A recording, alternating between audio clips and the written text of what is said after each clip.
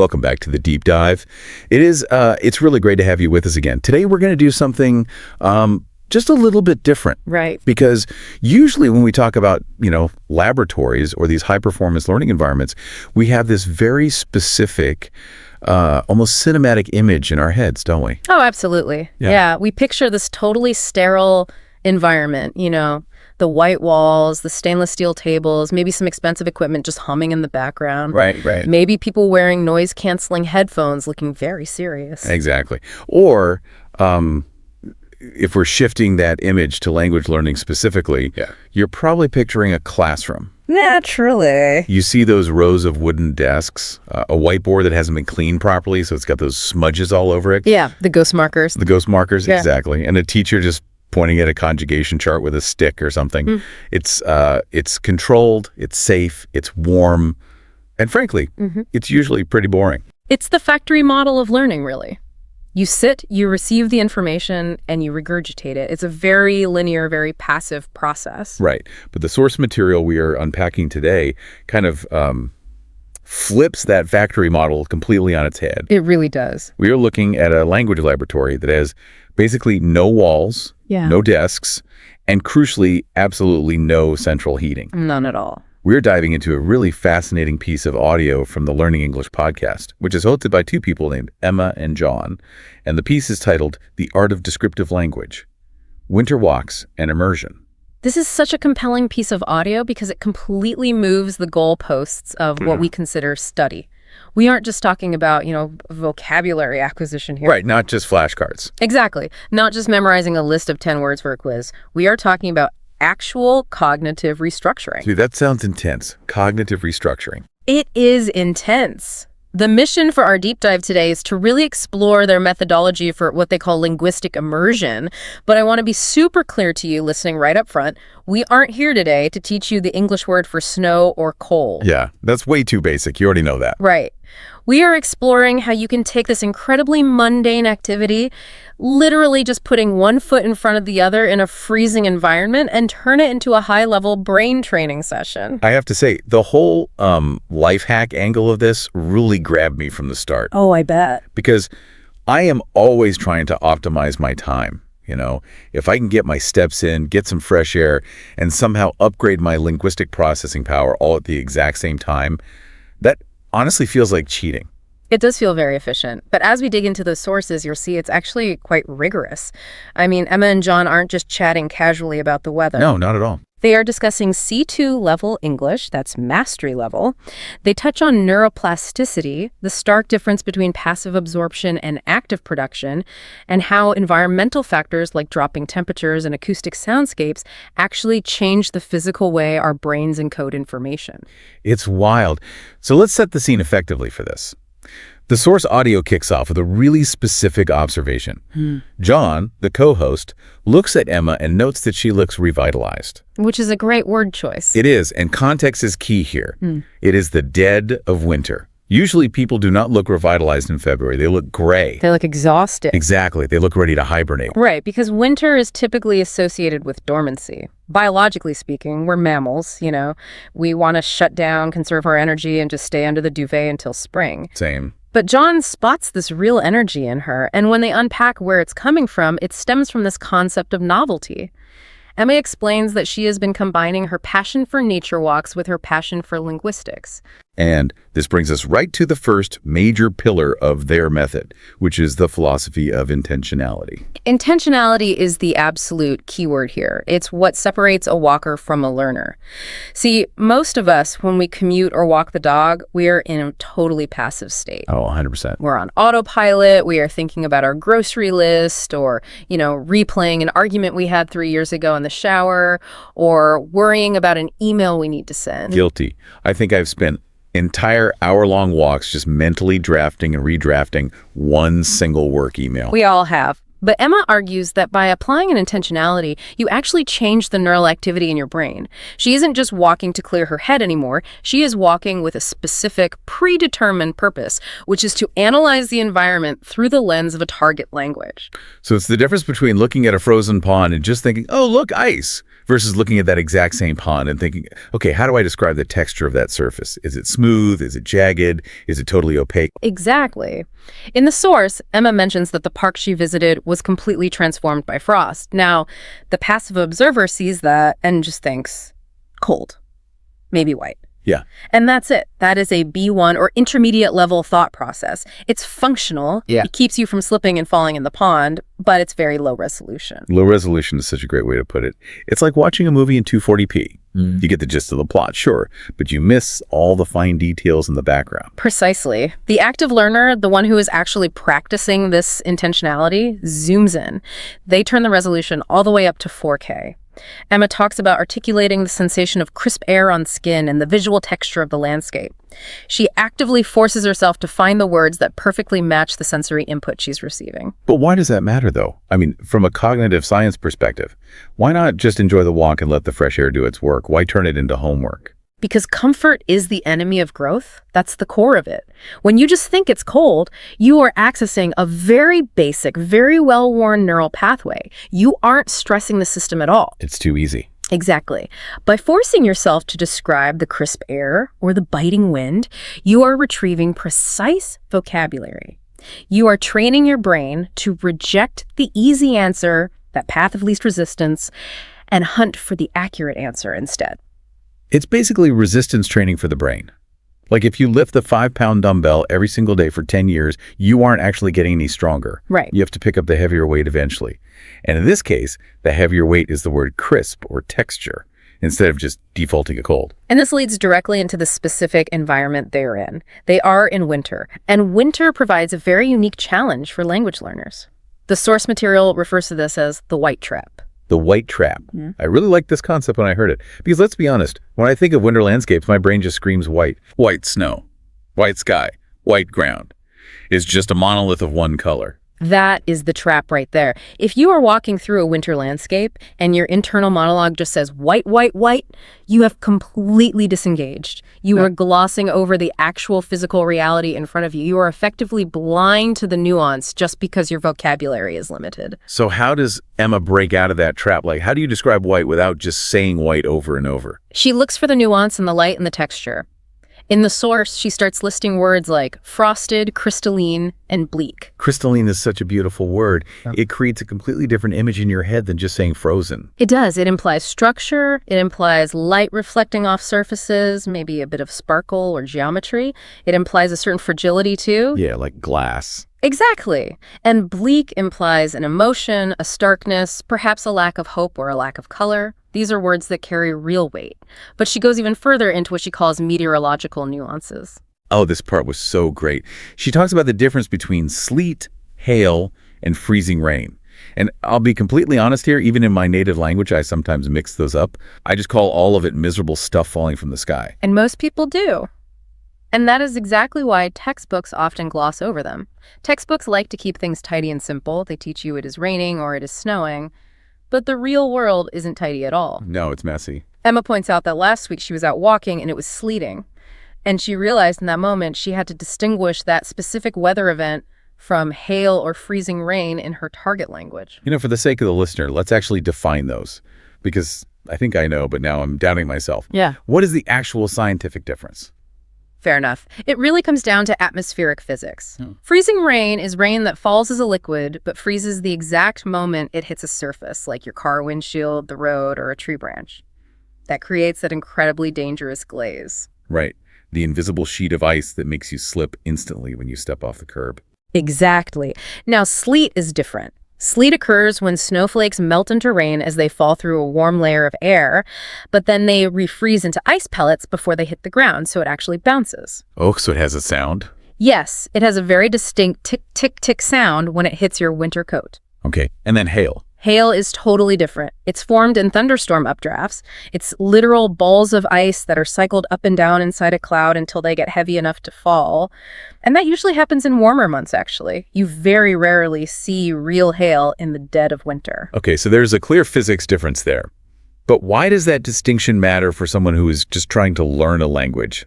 Aside from just being a weather nerd, I mean. It matters because of accuracy and utility. If you are describing road conditions to a friend, Freezing rain is a very different hazard than sleet. But for the language learner, the real value is in the aha moment. The moment you realize you don't actually know the word you need. Exactly that. Real-world immersion forces you to confront gaps in your vocabulary that you didn't even know existed. You might walk out the door thinking you are totally fluent in weather talk until you are standing in sleet and realize you're calling it ice rain because you literally lack the specific term. That is such a humble moment. You think you're at C2 level, you think you've mastered the language, and then the sky just throws some frozen water at you and you are completely speechless. But that speechlessness is the exact trigger for learning. If you sat in a warm classroom, you might never encounter the actual need for the word sleet. But standing in it, shivering, you have absolutely no choice. The environment creates the curriculum. Speaking of shivering, let's talk about the physical reality of this. John brings up a very valid point in the episode. Winter walks are physically uncomfortable. It's not a stroll on the beach. They really are. It's a completely adversarial environment. It's cold. Your face hurts, your nose runs. John mentions that the dexterity just vanishes from your hands. You try to unzip your pocket to get your keys, and your fingers just do not work. And this is where the method gets really interesting regarding cognitive resilience. Most people treat physical discomfort as a distraction. You know, I can't study, it's too cold. Or I can't focus, my toes are completely numb. I've definitely used that excuse. Like, the conditions aren't perfect right now, the thermostat is broken, so I just can't work today. Emma flips that entirely. She uses the discomfort as the actual lesson material.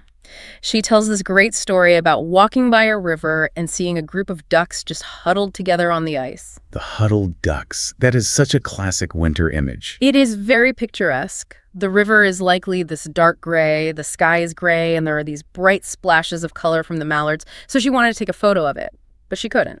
Because her fingers were too frozen. Exactly. She says her fingers were so numb she literally couldn't operate the phone camera to take the picture. Now, the average person gets frustrated there, curses the cold, jams their hands back in their pockets, and just stomps home. I would be complaining loud enough for the ducks to hear me, honestly.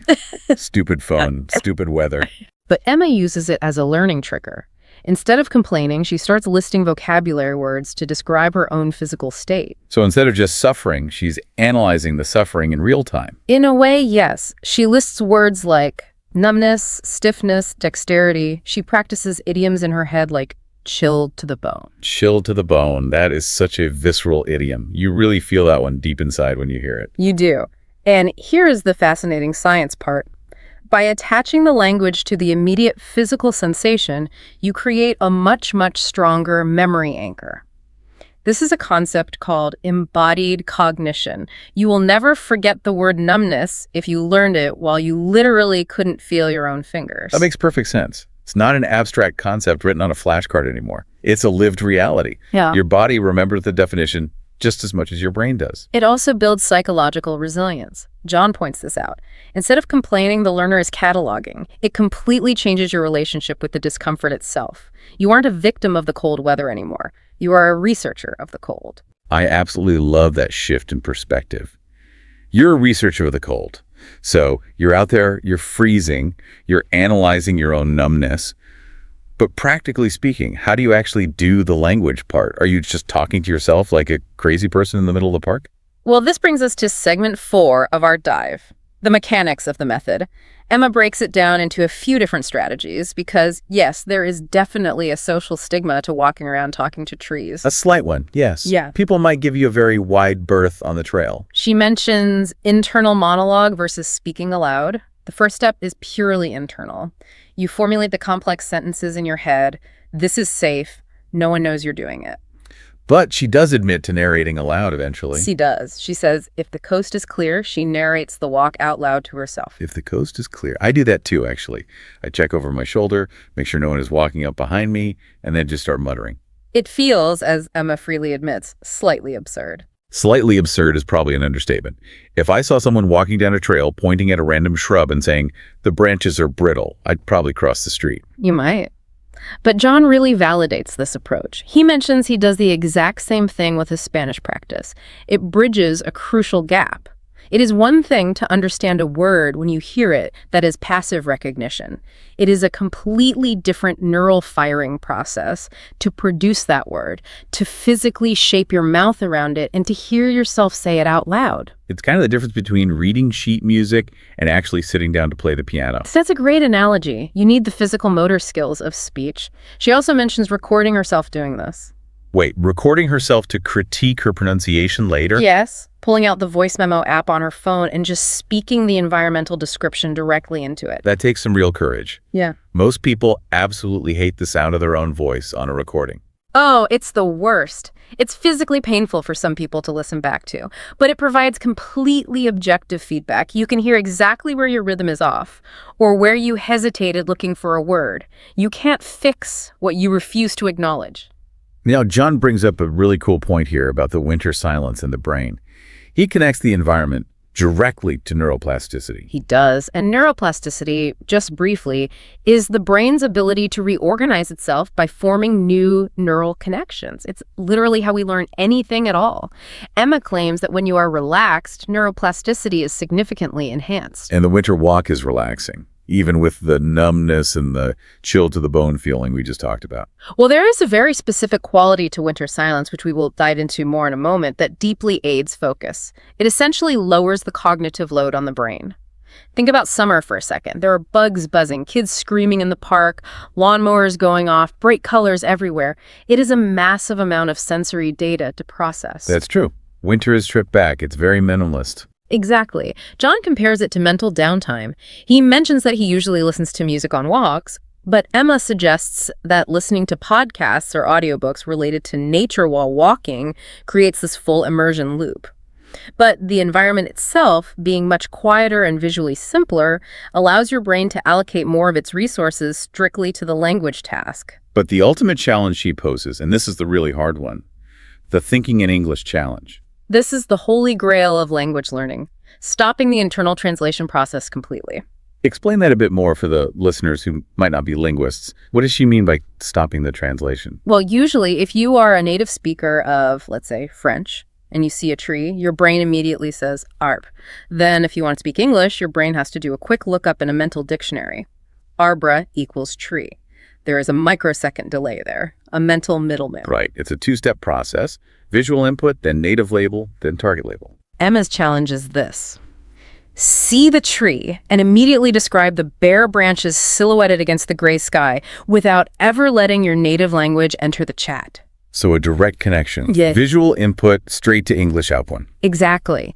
It is incredibly difficult to sustain, but it's what eventually creates true fluency.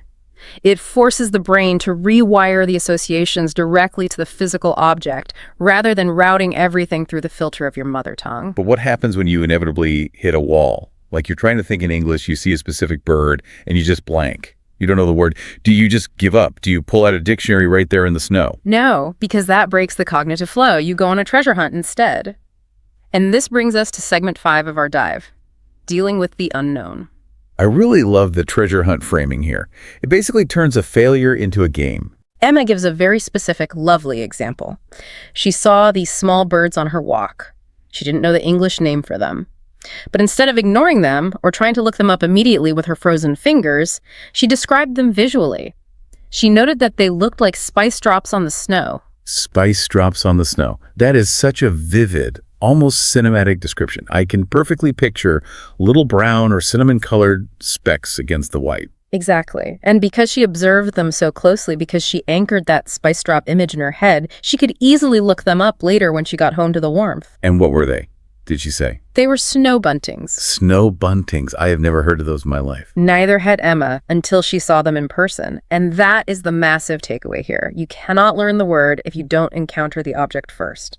If she had stayed home reading a textbook, she would have never learned the phrase snow bunting. The world provides the curriculum. So the strategy is observe, make a mental note or a physical note if your fingers aren't completely frozen, and then research it later. Right. It validates the gap in your knowledge. Instead of feeling stupid for not knowing the word, you feel excited because you just found a new treasure to identify. It turns, I haven't found out yet. It transforms your psychological state from one of frustration to one of intense curiosity. Moving on from that, let's talk about leveling up. because we aren't just naming things anymore. Bird, tree, snow. That's toddler stuff, really. Yeah. There's just pointing and naming. Emma and John start talking about advanced grammar and abstract concepts in the wild. This is why they move from simple nouns to truly painting a picture with words. Yeah, John mentions graduating from just saying tree to saying solitary oak tree laden with heavy snow. Look at the sheer density of information there. The tree is just a label. Solitary oak tree laden with heavy snow is a full scene. It has mood. It has physical weight to it. Laden is a fantastic word. It really is. It implies a burden, a heaviness. It personifies the tree slightly, making it seem like it's struggling under the weight. It suggests that if you just touch the trunk, the snow might all come crashing down on you. And they talk about manipulating grammar to change the focus of the scene. This part was a bit technical, but totally fascinating. They discussed the passive voice. Yes, the passive voice. Now, a lot of writing guides, especially in English, tell you to avoid the passive voice at all costs. They say it's weak or evasive. But in descriptive language, it's actually an incredibly powerful tool to shift focus. Give us the example from the source so we can hear the difference. So the active voice version would be, the wind blew the snow. The wind is the star of that sentence. The wind is doing the action. Emma suggests flipping it. The snow is being whipped up by a biting wind. Whipped up. Biting wind. That feels so much more aggressive and dynamic. And by making the snow the subject of the sentence via the passive voice, you focus the listener's attention entirely on the effect of the wind on the snow. You are essentially directing the camera of the mind. It's a subtle shift, but it creates such rich variety in your speech. He also mentions using conditionals. Like, if this temperature drops further, the roads will become treacherous. Conditionals are fantastic for logic training. But let's look at that specific word John loves in that sentence. Treacherous. It sounds dangerous, like a villain in a movie. It is a phenomenal C2 level word. It doesn't just mean dangerous. It means hazardous specifically because it presents hidden or unpredictable dangers. Ice isn't just slippery, it's treacherous because it looks like water, or it looks like nothing at all. A cliff edge can be treacherous. It implies a sense of betrayal by the environment. They also get into the emotional side of things next, Yeah. what they call the emotional landscape. This is absolutely crucial for advanced speakers. You need to be able to describe how the environment makes you feel internally. Winter isn't just physics and weather patterns. It's deeply tied to human psychology. They mention feelings of isolation and dormancy, and of course the concept of hygge. Ah, yes, the Danish concept. Yes, creating a sanctuary against the cold. Cozy socks, warm tea, candlelight. It's the psychological defense mechanism against the winter. But they also ask much tougher questions regarding the walk itself. Does the creeping darkness trigger melancholy? Or does the intense silence offer peace? Melancholy is such a specific type of sadness, isn't it? It's not depression, exactly. It's almost a beautiful sadness, a reflective, quiet sadness. Right. And being able to distinguish between sad and melancholic is the true mark of a fluent speaker. It allows you to express the fine nuance of your own human experience. If you only have the word sad in your toolkit, you are painting with a very, very broad brush. Melancholy perfectly captures the bittersweet nature of a gray winter day. Now, we've talked a lot about what we see, but one of my absolute favorite parts of this source material was when they switched senses entirely. They started talking about the acoustics of winter. This is so often overlooked. We are very visual creatures by nature, but Emma and John argue that to be truly evocative in your language, you have to describe the sound, or, in the specific case of winter, the lack of sound. Describing silence is surprisingly hard. You say, it was quiet. Okay, great. Next. Exactly. It was quiet as boring. It tells me nothing about the texture of the room or the space outside. Emma says the silence in winter is palpable. Palpable, meaning you can actually feel it. Yes, it has a physical presence. It has weight pressing against your ears. She uses this beautiful phrase, blanketed in a hushed stillness. That sounds like actual poetry. Blanketed in a hushed stillness. And John brings in the science again to back it up. He explains why it sounds that way. He mentions that fresh snow is highly porous. It physically absorbs sound waves rather than reflecting them back. It creates true acoustic isolation. Acoustic isolation. So that's why everything sounds muffled after a big snowfall. Muffled is the perfect vocabulary word here. It's not just quiet. The sound is being actively dampened. It's like being in a recording booth or hiding under a heavy quilt. The sharp, harsh edges of city noise are completely taken away. And when there is sound, it's very specific, isolated noises. They mention the crunch of boots on packed snow, The whistling of the wind through the bare branches. the cracking of ice on a frozen pond. These are onomatopoeic details that bring a story to vivid life. If you tell me I walked in the park, I imagine basically nothing. If you tell me my boots crunched on the packed snow as a biting wind whistled through the trees, I am right there with you. I can hear it. I can almost feel the cold on my own cheeks. That is the ultimate goal, isn't it? Being truly evocative. Yes, moving entirely away from just reporting the facts to evoking real sensations in the listener.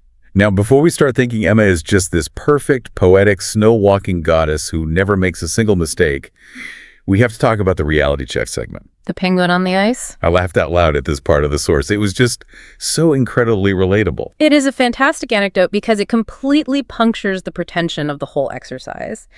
Emma describes this moment where she is trying to be incredibly highbrow. She is walking along, deeply focused, composing a literal sonnet in her head about ethereal light. Ethereal light. Very fancy. Very fancy. She is deep in the intellectual zone. She's probably feeling very superior to everyone else who's just trudging along looking at their phones. And then She slips. she slips promptly on a patch of black ice. And boom, down she goes. Dignity completely gone. It's a perfect comedic beat, but it's also a very real lesson. First, the vocabulary aspect. Black ice. The invisible killer of winter walks. It's that super thin glaze of ice you can't see on the asphalt because it's perfectly transparent, so it just looks like the black road surface. But the broader lesson here is about humility. Even the fall itself is a lesson. She mentions the idiom, pride comes before a fall. Which is completely literal in this case. It's so true, though. You get cocky with your language skills or your walking skills, and the universe just steps in and humbles you instantly. And her reaction to falling is the key takeaway. She laughs about it. She shares it on a podcast for everyone to hear. She doesn't hide the mistake out of shame. Learning a language natively involves slipping up constantly, sometimes metaphorically, like using the wrong word in a sentence, and sometimes physically falling on your back. I really appreciate that they kept that vulnerable moment in the episode. Right. It makes the whole C2 mastery thing feel way less intimidating. Even the experts fall down sometimes. Absolutely. It humanizes the entire process. It reminds us all that fluency isn't about being perfectly rigid. It's about recovering gracefully from mistakes. So we've covered the philosophy, the mechanics of speaking to yourself, the vocabulary, the sensory details, and the inevitable failures. How do they actually wrap this up? What is the practical takeaway for someone listening who wants to try this tomorrow? Emma's advice is wonderfully practical. Just start small. So don't go for a 4-hour hike in a blizzard to learn English. No, please don't do that. Just take a 15-minute walk. Don't pressure yourself to learn the entire dictionary in one go.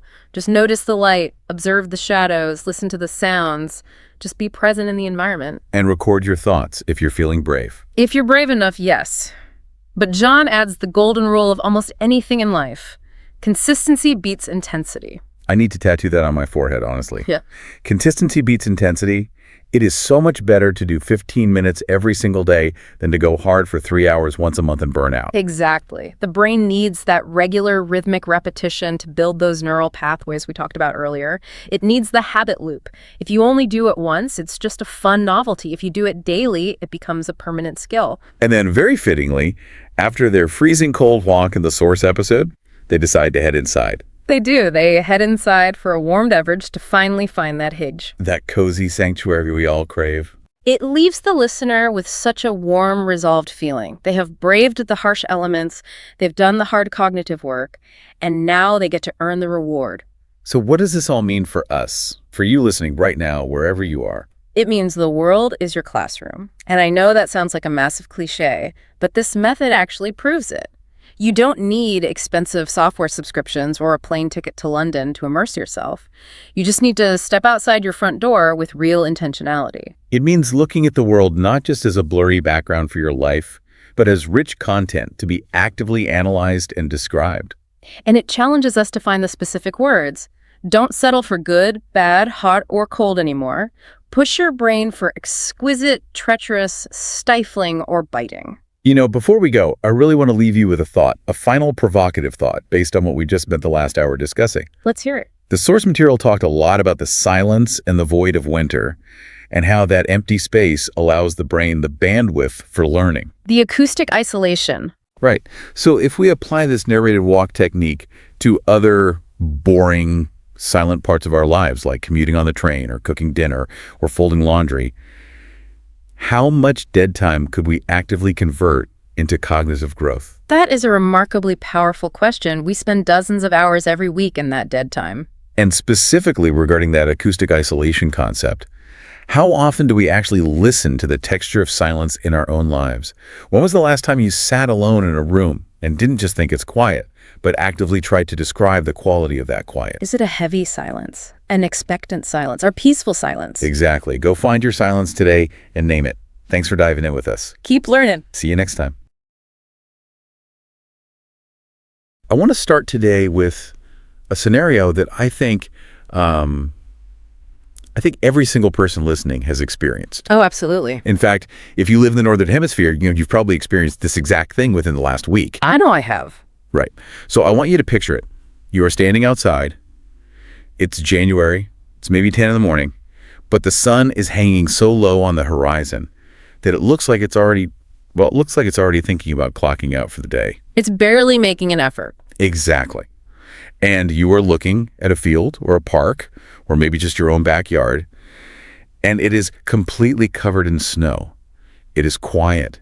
It is undeniably, breathtakingly beautiful. It's one of those scenes that is just practically begging for poetry. It's a scene that demands to be written down. It demands it. But then, and this is the struggle, you go to text a friend or you sit down to write a journal entry about it, or maybe later that evening you just try to describe it to your partner and you completely freeze. Pun absolutely intended, I assume. Pun heavily intended. You open your mouth to describe this majestic, freezing, incredibly complex atmospheric event, and what comes out? You say, it's cold. Yeah. Or it's really white out there. Or maybe if you're feeling particularly spicy, you say, it's a winter wonderland. The eternal struggle of the English speaker. It is just the absolute compression of reality into cliché. It is deeply, deeply frustrating. It's like we have this high definition vision. The 4K reality. Exactly. We can see in 4K reality, but we are forced to speak in low resolution data. We default to these terrible flat phrases, white as a sheet, freezing cold.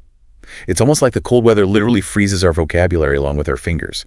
Why does that happen? That is actually a really astute observation to start us off with, because there is this massive gap between observation and articulation. Right. We see the nuance, our eyes catch the way the light hits the ice, or the specific rough texture of a tree bark.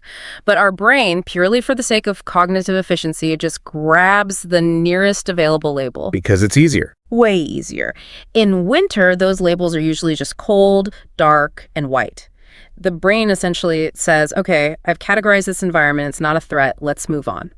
But the artist or the writer, or honestly just the person who wants to actually appreciate the moment, they need to override that efficiency. Which is a tragedy when we don't. Because when we just use those basic labels, we are completely missing the essence of the moment. We are missing the reality of it. So that is our mission today. We are going to fix that gap for you. We are doing a deep dive into what I'm calling the architecture of winter. I really like that framing, architecture. Yeah. Yeah, because architecture implies structure, it implies engineering and deliberate design, and that's exactly what we find when we strip away all the summer foliage. Winter isn't just a lack of summer. It's not just an empty space. No, it has its own distinct construction. And we have pulled together a fascinating stack of sources for this deep dive.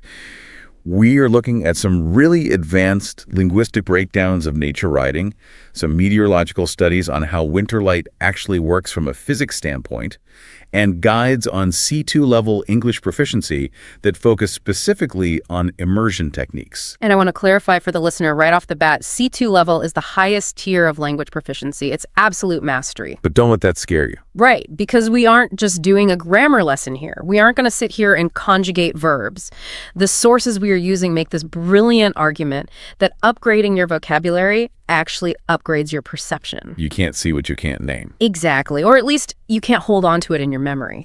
That's the hook right there. Yeah. We are going to turn the listener's world into a classroom. If we do this right today, the next time you step out the door, you won't just see snow. You'll see texture. You'll see texture, geometry, emotion. You'll see the architecture. We are essentially going to construct a completely new lens for the season. So let me give you the roadmap for this deep dive. We're going to break this down sensory layer by sensory layer. We're going to start with the visuals, moving beyond just the color white, to really understand light and shadow. Which is more complex than people think. Way more. Then, we're going to talk about the bones of the landscape, the trees, and the actual physical structure that gets revealed when the leaves fall. From there, we move to the soundscape, which is a fascinating challenge because winter is famously the season of silence. Right, so how do you describe silence without it being incredibly boring? Exactly. And how do you describe the very specific sounds that break that silence? Then, we'll tackle the sense that everyone forgets, or at least completely ignores in writing. Smell. The olfactory anchor. Crucial for memory. And finally, we're going to get a bit psychological and talk about the internal landscape. How describing nature is actually just a way of mapping our own internal emotions. It's a journey from the outside in, from the literal photons hitting your retina to the feeling stirring in your chest. Let's jump right in. Visuals. Section 1. I want to officially, right here and now, ban the phrase, white is a sheet. Consider it banned. It's lazy writing. It's dead language. The source material points out something that I think I knew intuitively, but I never actually articulated it to myself. Winter isn't just darker because the days are shorter. The actual geometry of the light changes. Yes. It's not just the quantity of light, it's the quality. This is pure physics. In the winter, assuming we are in the northern hemisphere for this example, the Earth is tilted away from the sun. That means the sun never actually gets high in the sky. Even at noon. Even at high noon, the sun is sitting at a relatively low angle compared to July. It's just skirting along the horizon. And that specific angle changes everything about how the physical world looks to us. It does. Think about a flashlight. If you take a flashlight and shine it directly down at a table... Like the summer sun. Like the summer sun, yeah. You get a hard, bright circle and very little shadow. The shadows are tucked right underneath the objects. That's noon in July. But if you put the flashlight down on the table and shine it horizontally across the surface... You get those incredibly long, dramatic shadows. Exactly. Every single bump, every pebble, every blade of dead grass casts a shadow that stretches out for feet. The texture of the ground completely pops out because of that severe side lighting. The source material calls it a landscape of elongated, distorted shadows. Elongated, distorted shadows. That is already 1,000 times better description than just saying it was dark out.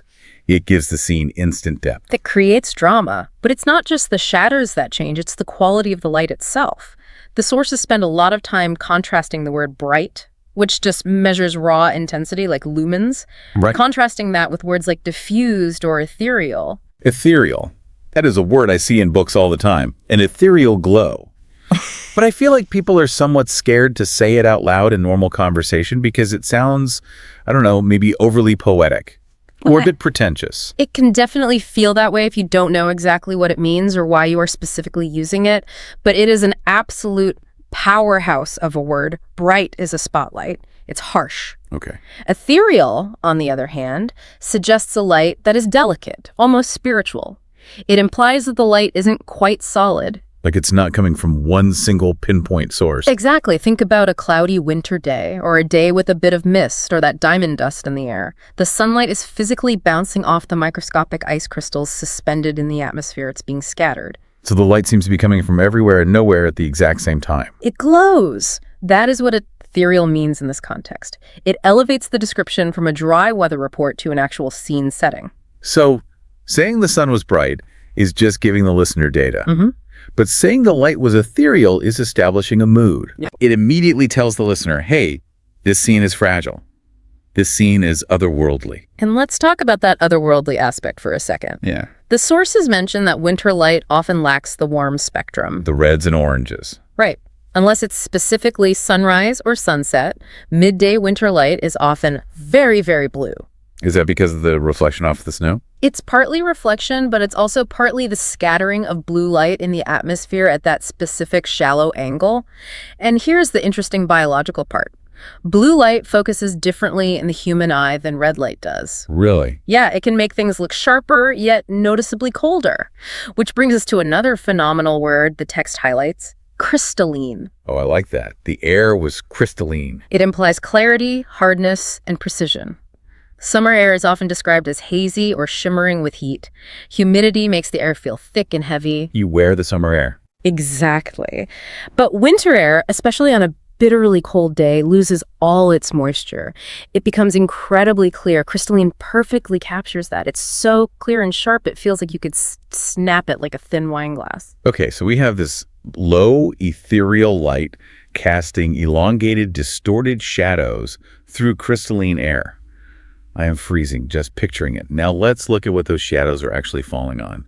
The trees. The bones. This is where the title of our deep dive, The Architecture of Winter, really comes into play. This is hands down my favorite part of the source material. Think about a tree in summer. It is essentially a shape. It's a big green blob. A very pretty green blob. Sure, but it's a soft form. You can't actually see the structure because the leaves, which the source calls the facade, are covering it up. It's exactly like a building undergoing renovation with scaffolding and those giant green tarps all over it. You know there's a building under there somewhere, but you just see the tarp. Exactly.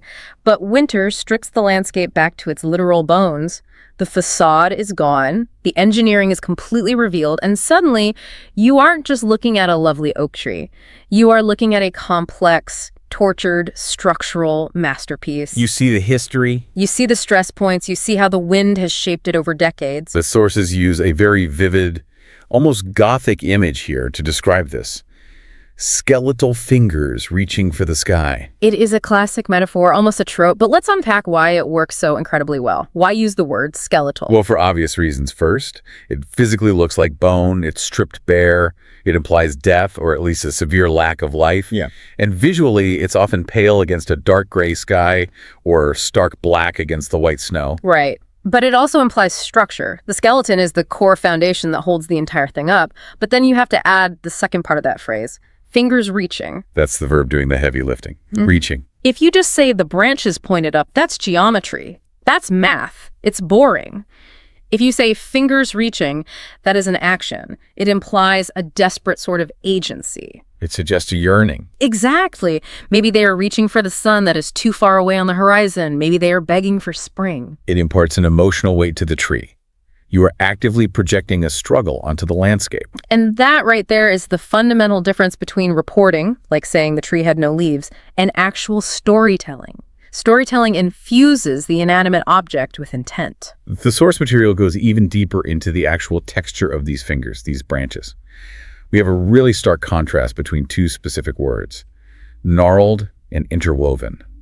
And I feel like these two words paint completely different pictures in my head. They absolutely do. They characterize the tree and by extension the whole environment completely differently. Close your eyes for a second. If I tell you I just saw a gnarled tree on my walk, what do you immediately see? I see an old olive tree, or maybe an ancient, massive oak. It's twisted. The bark is incredibly rough. It has huge knots. It looks like it's in physical pain, or at least it looks like it has had a very, very hard life. It looks arthritic. Perfect description. Gnarled implies age, struggle, and deformation. The word actually comes from the same root as knurl, which is a knot in wood. That makes sense. It suggests the tree has fought the wind and the freezing weather and survived, but it carries the heavy scars of that fight. It's a word with a lot of grit to it. It even feels rough in your mouth when you say it out loud. Gnarled. Now contrast that rough image with interwoven. Interwoven feels completely different, doesn't it? It feels cleaner. It feels intentional, almost like a basket or Yeah. a complex web. Yes. Interwoven suggests complexity and connection. If you look at a bare birch tree or a willow in the dead of winter, the branches aren't necessarily twisted in agony. They are fine, and they cross over each other in this delicate, complex network. It suggests a system. It suggests community. It's a much softer, more elegant visual. So when you are walking outside, the lesson here is don't just look at the bare branches and think bare branches. Ask yourself, is this specific tree gnarled? Is it interwoven? Or is it, and here's another great word from the text, is it imposing? Imposing is fascinating because it is a relationship word. How so? What do you mean by relationship word? A tree cannot be imposing in a vacuum. It can only be imposing if there is someone or something there to be imposed upon. It explicitly describes the relationship between the physical object and the observer. I see. An imposing tree dominates your view. It makes you feel physically small. It commands respect or even a little bit of fear. This is usually best used when you have a massive, dark tree silhouette against a completely white, snowy backdrop, right? Precisely. That high contrast creates the imposing effect, which actually brings us perfectly to the word that I think defines the winter aesthetic more than any other word in the English language. Let me Guess. I think I know where you're going. Stark. I feel like Stark is the absolute winter MVP. If you read literally any novel set in winter, you will find the word stark within the first 3 pages guaranteed. It is the quintessential winter adjective. But do you know why it works so well? I mean, I've always associated it with Game of Thrones, honestly, thanks to pop culture. But before that, it just meant empty. It's much more nuanced than just empty. Stark is a double-edged sword linguistically. On one side, it conveys harshness, emptiness, and severe desolation. A stark landscape is one completely devoid of comfort. There is nowhere to hide. It feels aggressively exposed. But there's a flip side. But simultaneously, stark conveys a clean, high-contrast beauty. If someone says the stark reality, they mean the undeniable, unvarnished truth. Stark beauty implies a minimalist aesthetic. It's beautiful because it is uncluttered. Exactly. It is stripped of all the superfluous nonsense. I love that. It's the Marie Kondo of adjectives. It has sparked joy by removing absolutely everything else. That is a fantastic way to put it. Winter is the Marie Kondo season. It clears the visual clutter of the leaves and the flowers and the overgrown grass, and it leaves you with the stark, unbending truth of the land. So a stark winter field is beautiful specifically because it is honest. It's an unforgiving landscape, sure, but it's fundamentally honest. Exactly. It captures the absolute duality of the season, the danger and the beauty, packed perfectly into 5 letters. Okay, so we have really nailed down our visuals. We have ethereal light, skeletal fingers, gnarled textures, and stark landscapes. I can already see the scene so much more clearly in my head. But now, we need to close our eyes. Let's shift gears and talk about sound. Or, more accurately, the lack thereof. Right. The source material brings up this really interesting paradox. The winter soundscape is largely defined by silence. But describing silence as a writer or a speaker is really, really hard. It's incredibly difficult. The end of writing, it was quiet. Then it was silent. Then it was really, really quiet. It gets repetitive so fast. But to describe it well, we first need to understand why it is so quiet. This isn't just because the birds have flown south for the winter or because all your neighbors are inside watching TV. There is an actual physical phenomenon happening. The acoustics of snow. Yes. Snow is a highly porous material. Fresh snow is composed of tiny ice crystals with a massive amount of air trapped between them. It's mostly air, really. It is. It is basically nature's acoustic foam. You know that textured stuff recording studios put on the walls to deaden the room? Snow does the exact same thing on a landscape scale. It absorbs sound waves rather than reflecting them. So when a heavy, fresh snow falls, the world literally gets acoustically dampened. It does. It acts as an acoustic blanket. And that creates a backdrop of profound silence. And here is the kicker. Because the general background noise is dampened, the hum of distant traffic, the rustle of dry leaves, because that's gone, the specific sounds that do exist become incredibly prominent. That's high contrast for your ears. Yeah. It's exactly like how a black canvas makes a single splash of bright paint look intensely brighter. Exactly that. A twig snapping in the woods in summer just gets lost in the general background noise of insects buzzing and wind moving through the leaves. But a twig snapping in a snowy winter woods, it sounds like a gunshot. It physically startles you. So let's talk about the specific sounds that do manage to break that profound silence. The wind is a big one. But the generic verb everyone uses here is blowing. The wind was blowing, which is incredibly boring. Very boring, and usually inaccurate. Wind has distinct personality. The source suggests relying heavily on personifying nature here, giving human attributes to inanimate forces. This is a very old storytelling technique, obviously, but it is absolutely crucial for winter descriptions because the wind is often the literal only thing moving in the scene. It has to become a character, so you have to ask, does the wind howl? Does it whistle? Or does it sigh? Let's analyze sighing for a second. The wind sighed through the pines. That feels very specific. Sighing completely changes the entire mood of the scene. Think about when a human being sighs. It's a heavy exhale. It signals weariness or deep resignation or maybe relief. So a sighing wind isn't an aggressive wind. No, not at all. A howling wind is aggressive. A howling wind is a direct threat. It's a predator actively circling your house trying to get in. A whistling wind is sharp, piercing, and usually annoying. It feels thin and bitingly cold. But a sighing wind. A sighing wind is melancholic. It sounds tired. It literally sounds like the earth itself is exhaling. It creates a profound sense of peace, maybe a sad peace, but it is peace nonetheless. Just by changing that one verb, you change the entire genre of the story you're telling. If the wind is howling, I'm stuck in a survival thriller. If the wind is sighing, I'm in a quiet, reflective drama. Completely. And notice, you didn't have to use a single clunky adjective to do it. You didn't say the sad, quiet wind. You just picked the exact right verb. Verbs are the true engine of description. Now on to my absolute favorite part of the soundscape section, the footsteps. This is where we get into onomatopoeia. Words that physically sound like the thing they're describing. Right. The source breaks down the subtle but vital difference between the satisfying crunch and the slushy squelch. And I feel like I can literally feel these words in my feet as I say them out loud. This is a brilliant exercise in sensory precision.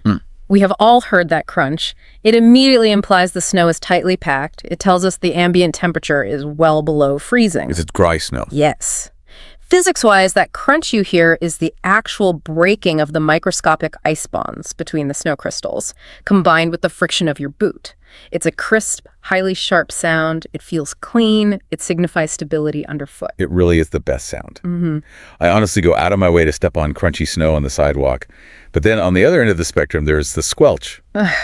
The squelch. Even the word itself sounds gross. Squelch. It literally happens in the back of your throat when you say it. It's a masterful, evocative word. You immediately know the physics of the ground just by hearing that one word. Squelch implies liquid. It implies suction. It implies mud, deeply mixed with melting, dirty ice. It sounds wet. It sounds exactly like wet socks feel. It does. If you are writing and you say, her boots squelched up the path, the listener instantly knows several things. They know the temperature is hovering right around freezing, probably actively melting. They know the path is muddy and unstable. And they subconsciously understand that the character is probably incredibly uncomfortable and miserable. All of that complex information packed into one single verb. That is linguistic efficiency at its finest. You don't need to write a paragraph saying, the snow was melting and it was very wet and my feet were freezing and the thick mud was sucking at my boots. You just say, I squelched. There is one more sound element the sources mentioned that I found remarkably poetic. The voice of the river. Ah, yes, the shifting ice. Right. When a river or a lake is partially frozen and the ice is beginning to break up or move with the current, the description the text used was tinkling or musical. And the defining metaphor they used was shattered glass. Shattered glass. Let's dig into that. Why does that specific metaphor work so well? Because usually we don't naturally think of a flowing river as glass. Because it is a multisensory metaphor. Visually, thin river ice looks exactly like glass. It's transparent, it's highly sharp, it's angular. But auditory-wise, when those thin, brittle sheets of ice hit each other in the current, they make that very high-pitched, crystalline clink. It's almost exactly like glass wind chimes. Exactly. So describing the river as sounding like shattered glass perfectly connects the way the object looks with the way it sounds, but it adds a crucial third layer, danger. How does it add danger? Well, what is glass? Glass is sharp. Shattered glass will cut you. So describing the river this way subconsciously conveys to the listener that the beauty of the scene is sharp. It's incredibly fragile, yes, but it's also deeply hazardous. Wow. It reminds the listener that winter is not a soft, cuddly season. It might sound musical and pretty, but if you fall in, it can cut you and it can kill you. I love that analysis. The river sounded like shattered glass. You can hear it and feel the inherent danger immediately. Okay, moving on to the sense that the source says is the absolute most neglected in language learning and honestly just in daily life. Smell, the olfactory anchor. We usually just give up and say, it smelled cold, which I don't even know if cold is actually a smell. Technically speaking, cold isn't a smell at all. It is a somatic sensation inside the nose. Your trigeminal nerve is physically detecting the drop in temperature.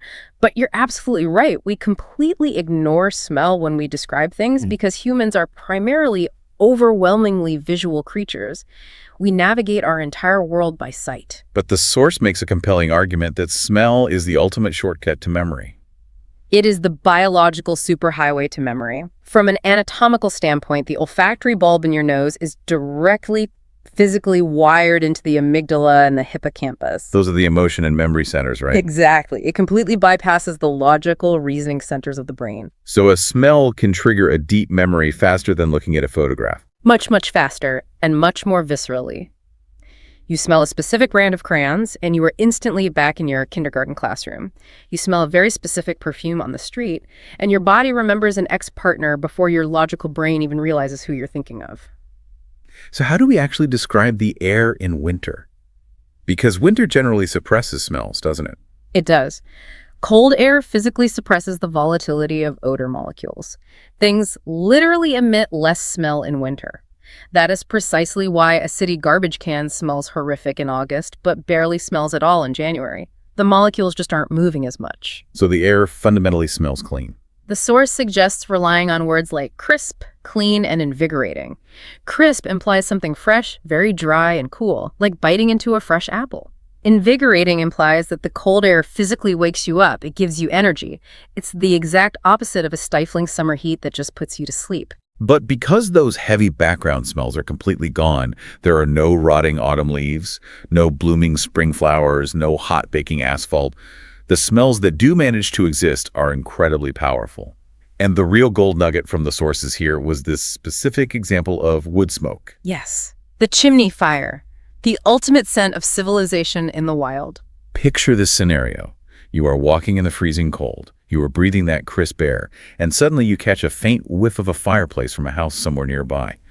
The source uses this incredible pairing of adjectives to describe it: acrid and comforting. This is an absolute masterclass in using contrast in language. Let's look closely at acrid first. Acrid usually means something bad, right? Like burning plastic or harsh chemicals. Acrid fundamentally means sharp, biting, physically stinging the nose or the back of the throat.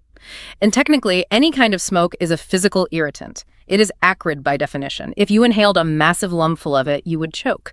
It triggers a primal danger response in our biology. Right, because fire is dangerous. But in this specific winter context, the text pairs it with comforting. Why? Because when you are out in the middle of a sterile, freezing, unforgiving environment, that sharp smell suddenly represents warmth. It represents a hearth. It represents shelter and safety. It evokes deep nostalgia. Exactly. It completely cuts through the sterile cold air. Using the word acrid honestly acknowledges the physical reality of the smoke. It is a sharp irritant. But pairing it with comforting acknowledges the complex emotional reality of the observer. It creates an intensely evocative atmosphere. Evocative. That is another really key vocabulary word. It simply means it brings very strong images, memories, or deep feelings to the conscious mind. That smell of wood smoke is evocative of childhood or the holidays, or honestly, just the pure relief of being warm inside a house when it's terrible outside. It's amazing how one single smell, described accurately with just two contrasting words, can tell a whole complex story about human survival and domestic comfort. It flawlessly bridges the gap between the wild, freezing cold outside and the domestic warmth inside. It really is the smell of home in the middle of the wilderness. Okay, let's pivot slightly here. We have talked extensively about the outside world, the trees, the snow, the wind. Now I want to talk about the inside world. Section 4, internal landscapes. This is where we stop merely looking at the trees and we start looking closely at ourselves. Because great nature writing is rarely just about the nature itself. It's almost always about how that nature makes the human observer feel. The source makes a really, really important distinction here between loneliness and solitude. And this is a crucial distinction for mental health and psychology, actually, not just for linguistics and writing. Walk us through the difference. Loneliness is fundamentally a negative state of being. It is the acute pain of being alone. It's a lack of something. It implies unwanted isolation and deep sadness. It suggests that you desperately want to be connected with other people, but you aren't. Solitude, however, is a positive, chosen state. It is the glory of being alone. It's a peaceful, intentional engagement with oneself. And winter seems to absolutely specialize in enforcing solitude. Yeah, it really does. Because the outside world is so quiet, and all the loud distractions of lush summer nature are completely gone. The buzzing insects, the flashy, colorful flowers, the crowds of people. Winter walks tend to forcefully turn your attention inward. The stark landscape acts as a psychological mirror. So we start using words like introspective. Yes, introspective, literally meaning looking inside. The profound quiet of the snow allows you to finally hear your own thoughts clearly. A lonely walk sounds depressing and sad, but an introspective walk in solitude sounds deeply rejuvenating. It completely changes the internal narrative from "I have no friends to walk with" to "I'm a philosopher contemplating my existence." It frames the isolation as an opportunity for mental growth rather than a punishment. There's another concept mentioned here that I found really beautiful: dormancy. We see the nature around us sleeping, and it profoundly resonates with our own human experience. That is such a beautiful connection to make. We look out and we see the trees are dormant. Crucially, they aren't dead. That is a massive distinction. Dead means it's entirely over. Dormant means it is simply sleeping. It is actively conserving its energy. It is quietly preparing for the next season. It's a temporary state of suspended animation.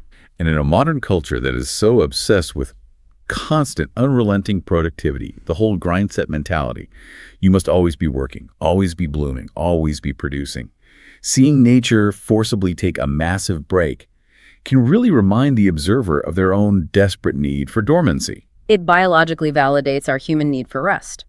Describing the landscape as dormant or resting often deeply reflects the observer's own exhaustion and desire for peace. So if I write in my journal, the woods lay in a peaceful dormancy, I'm probably really saying I am fundamentally exhausted and I wish I could just stop everything for a month and sleep like that tree. Essentially, yes. You are projecting your deep, unfulfilled need for rest onto the physical woods. And that resonates incredibly well with the listener or reader because they almost certainly feel the exact same exhaustion. It perfectly connects the human biological cycle to the natural seasonal cycle. I love that. Now, we absolutely have to talk about the robin. Ah, the robin. Yeah. The ultimate winter icon. The source brought up this very specific example of seeing a robin. A small bird with a bright red chest standing out in the snow, and it analyzed how to properly describe it. This is fundamentally about resilience. And linguistically, it's about contrast. This is essentially color theory applied to writing. The basic low-resolution version is, I saw a bird. It was red. Which is factually accurate, but it is incredibly boring. It evokes absolutely nothing in the reader. It is just reporting dry data. The elevated version found in the text is so much better. It says a flash of crimson. The defiant spark of life, a tiny flame against a monochrome canvas. Let's break that brilliant description down piece by piece, starting with monochrome canvas. Monochrome literally means one color, representing the white and gray world of winter. Right. Winter fundamentally removes color from the world. It is the blank page, the canvas. By intentionally calling the background a canvas, you are explicitly setting the stage for art. You are telling the listener's brain to prepare to look for the focal point of the painting. And then the bird itself is described as a tiny flame. Flame obviously connects to the physical color red, but metaphorically, what does a flame represent? It represents heat. It represents immense energy. It represents life. It consumes. In a world comprised entirely of frozen, cold, dead things, this small bird is a defiant spark. Defiant. I absolutely love the use of that word there. It implies the bird is actively rebelling against the freezing cold simply by continuing to exist. Exactly. It dramatically frames the bird's mere existence as an act of immense bravery. And that extreme contrast, the tiny, hot, energetic red against the vast, cold, dead white, is exactly what makes the image permanently stick in the listener's mind. Our human brains are hardwired to notice extreme contrast. It's literal cinematography in words. It's exactly like that famous scene in Schindler's List with the little girl walking in the bright red coat amidst all the black and white. It is the exact same artistic principle at play. The severe isolation of the color gives the color its profound meaning. If you saw that exact same robin in the middle of spring, surrounded by bright pink flowers and vibrant green grass, it wouldn't be a tiny flame. It would just be another bird. The harsh winter context is what turns it into a flame. Okay, we have covered a lot of very artistic concepts today. We've been very poetic. But let's get deeply practical for a minute. Section 5, Tools of the Trade. The source repeatedly mentions that the absolute hallmark of C2 English is precision. Precision. This is the exact trap so many language learners and even native writers fall into. They mistakenly think advanced English simply means using very long, obscure words. They think they need to sound like some 19th century British aristocrat to be considered a good writer. Right. Instead of saying, I walked in the snow, they say, I utilized the pedestrian conveyance to traverse the frozen tundra. Please, whatever you do, do not say that. Just say you took the bus across the snow. Exactly. True advanced English isn't about unnecessary complexity. It's about intense nuance. It's about having the vocabulary to pick the exact, precise word that perfectly fits the physical reality of the situation. It is about data density. Does the specific word you chose carry the exact right information to the listener's brain? The source uses what I'm calling the ICE trio to brilliantly explain this concept: glaze, rime, and frost. These three words are so often used completely interchangeably by native speakers, honestly, but they are describing distinctly physically different meteorological phenomena. And if you casually use the wrong one, you paint the completely wrong picture in the reader's head. Break them down for us in detail. Let's start with the pretty one, frost. Okay. Frost, specifically what meteorologists call hoarfrost, is formed by a process called deposition. Water vapor in the air turns directly into solid ice without ever becoming liquid water first. It creates those incredibly delicate, feathery, crystalline structures that form on dead grass or your car windows overnight. It visually looks like sugar or fine white powder. It's extremely fragile. If you just barely touch it, it instantly dissolves or melts. Yes, Yeah. and contextually, it implies a very still, quiet, cold night. Now, glaze is an entirely different beast. Glaze is smooth, heavy, clear ice. It almost always happens when freezing rain falls. Liquid rain hits a sub-freezing surface and freezes instantly on contact. It thickly coats the tree branch like a thick sugar glaze on a donut. But it's incredibly heavy. It is massively heavy. Glaze is what brings down major power lines. It snaps thick oak branches, it's hard, it's totally transparent, and it creates a rigid shell. It completely encapsulates the world in a prison of ice. So as a writer, if I casually say the trees were frosted, I am telling the reader to imagine a delicate winter wonderland, something very light and fairy tale-esque. But if I say the trees were glazed, I am actively describing a severe weather event, a potential natural disaster. Or at the very least, you are describing a very slippery, hard, dangerous world, a world you physically cannot get a safe grip on. And then finally, there is rhyme. Rhyme. This is the word I feel like only professional sailors or extreme mountaineers ever use. It is such a great underutilized word. Rime is rough, opaque, white ice. It forms when supercooled fog is physically blown by the wind and freezes upon impact with windward surfaces. It builds up into these aggressive, jagged, white outward-facing shapes. It literally looks like the tree branch has grown a stiff white beard pointing into the storm. And it's highly directional, right? It physically points exactly into the direction the wind was blowing. Yes.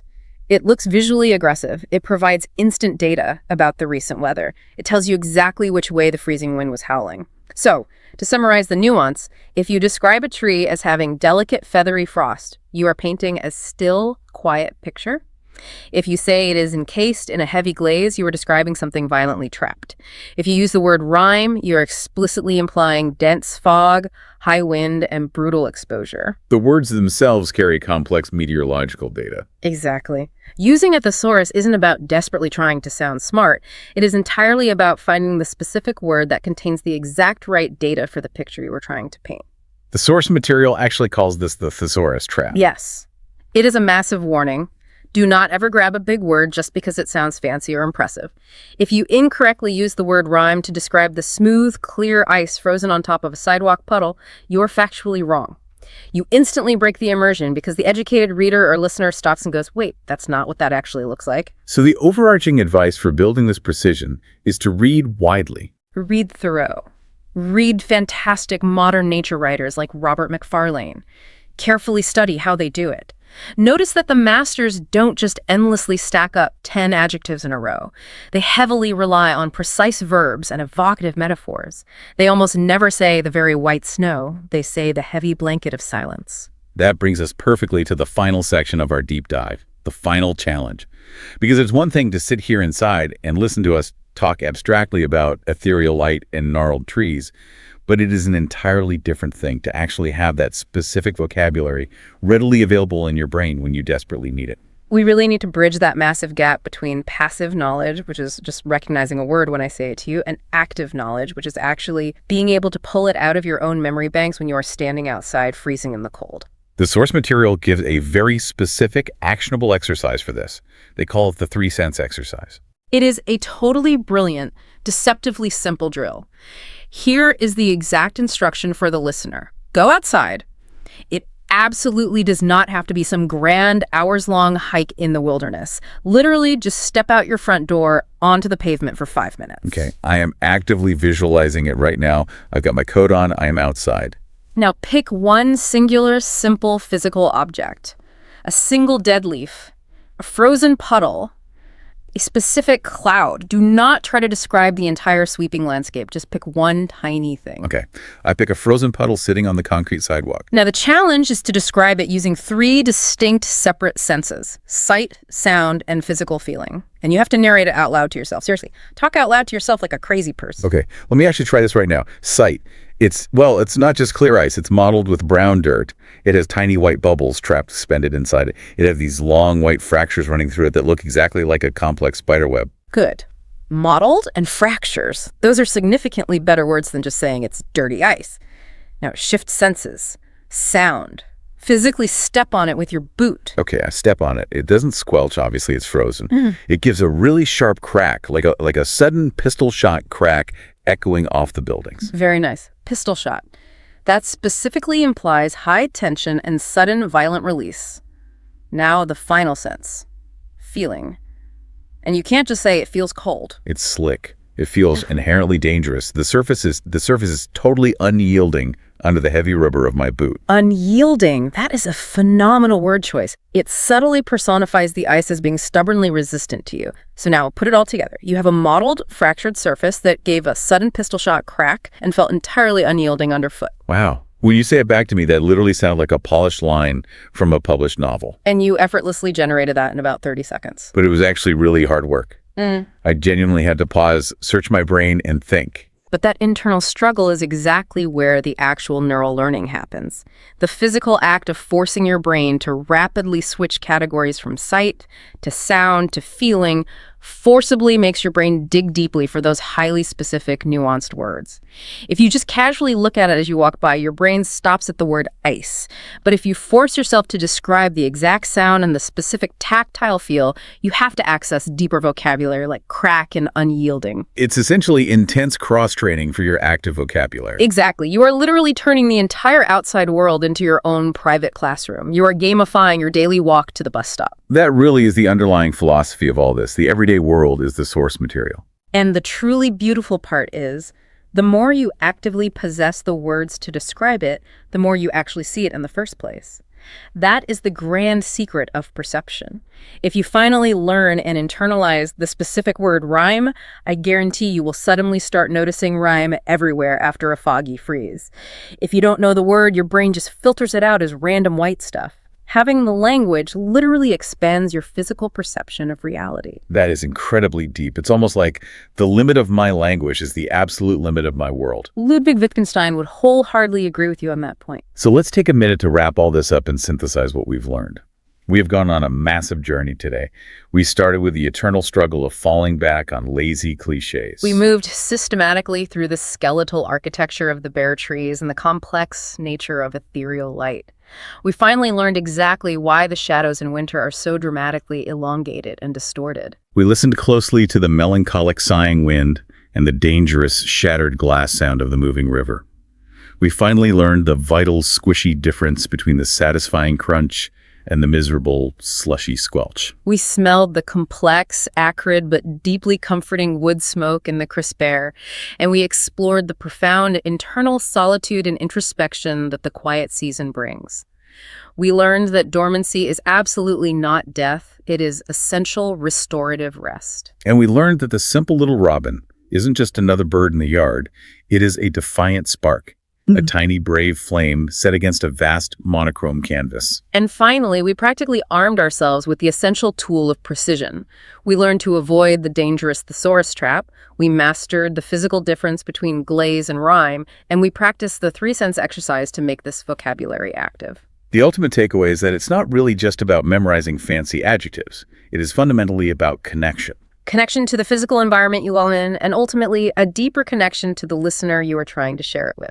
I want to leave you, the listener, with a final thought, directly inspired by the source material, but I want to twist it just a little bit for you to take home. We spent time talking about the robin being a tiny flame against a monochrome canvas. Yes, the contrast. I want you to really think about your own daily, mundane environment, your commute, your street, your backyard. It might seem incredibly monochrome to you right now. It might seem totally boring or utterly stark. But I can absolutely guarantee you there are brilliant sparks and vibrant flames hidden all over it that you are completely missing simply because you haven't taken the time to give them a precise label yet. That is a wildly powerful closing thought. What immense beauty are you failing to actually see simply because you lack the language to describe it to yourself? So your homework is to go find your own sparks. Honestly, embrace the quiet dormancy of the season while it lasts. Go out there and find some authentic rhyme ice. And then accurately tell someone what you found. Use your new words. Thanks for diving so deep with us today. It's been a profound pleasure as always. Stay warm out there, everyone. And keep aggressively observing the world around you. We will see you next time.